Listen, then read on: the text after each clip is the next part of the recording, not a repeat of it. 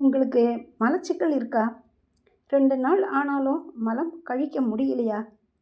ரொம்ப கஷ்டமா இருக்குன்னு சொல்கிறவங்களுக்கு என் அனுபவத்தில் கண்ட உண்மைகளை சொல்கிறேன். மலச்சிக்கல் ஏற்பட்டாலே நமக்கு அடுத்தடுத்து வியாதி வரப்போகுதுன்னு அர்த்தம்.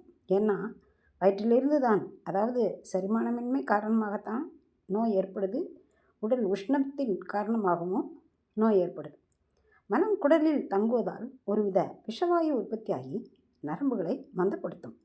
அதனால் புத்தி குறைவும் ஆரோக்கிய குறைவும் உண்டாகும்.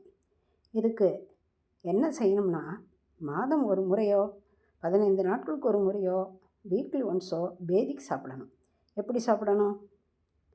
2 ஸ்பூன் விளக்கெண்ணெயை 1/2 டம்ளர் சுடுபாலில் கலந்து படுக்க போகும் முன் சாப்பிடணும்.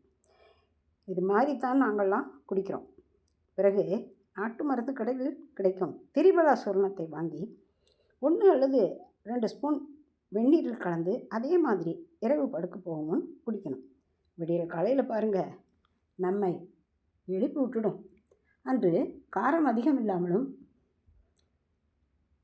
சூடு இல்லாமல் லைட்டு ஃபுட்டாக எடுத்துகிட்டு தண்ணீர் நிறைய குடிக்கணும். லீவு நாளாக பார்த்து செஞ்சுக்கோங்க. அப்புறம் பாருங்கள் உங்கள் ஆரோக்கியத்தை. இந்த பாட்டி சொல்ல தட்டாதீங்க.